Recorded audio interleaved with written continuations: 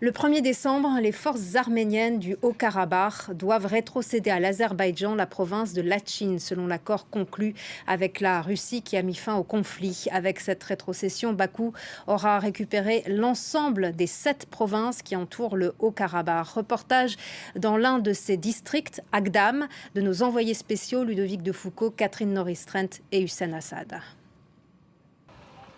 C'est une ville tellement détruite qu'elle est parfois surnommée l'Hiroshima du Caucase. Agdam, forte de 40 000 habitants à la fin des années 80, est aujourd'hui fantomatique. À une demi-heure de route de Stepanakert, capitale du Haut-Karabakh, Agdam fut un bastion azerbaïdjanais. Le seul édifice encore debout à Agdam est cette mosquée. Cette ville revêtait une importance stratégique capitale pendant le premier conflit au Haut-Karabakh. Il y a 30 ans, c'est d'ici que l'armée azerbaïdjanaise pilonnait les positions des forces arméniennes dans les montagnes du Haut-Karabakh, non loin. Quand cette ville est tombée, en 93, cela a marqué un tournant dans la guerre. La défaite a poussé les habitants vers l'exode. Aujourd'hui, les déplacés reviennent et découvrent des bâtiments désossés. Ce membre du parti présidentiel s'indigne.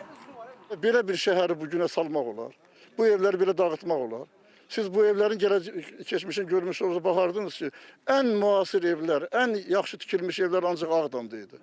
Və onlar bilirdilər ki, burada yaşamayacaqlar. Burada qala bilir. Onlar inamı yoxdur ki, burada qalır. Çünki mümkün deyildi qalmaq. Ona görə də əllərinə düşən hər bir şeyi dağıtmaq.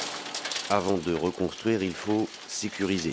Comme les autres provinces reprises par l'Azerbaïdjan, Agdam est truffé de mines. Les autorités ont déployé ce robot démineur piloté à distance.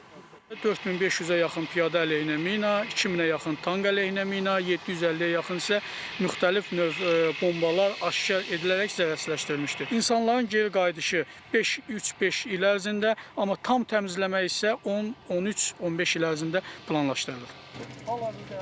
L'Azerbaïdjan évalue les dégâts subis dans les territoires repris à plus de 100 milliards de dollars et prépare des poursuites dans le but d'obtenir des compensations de la part de l'armée.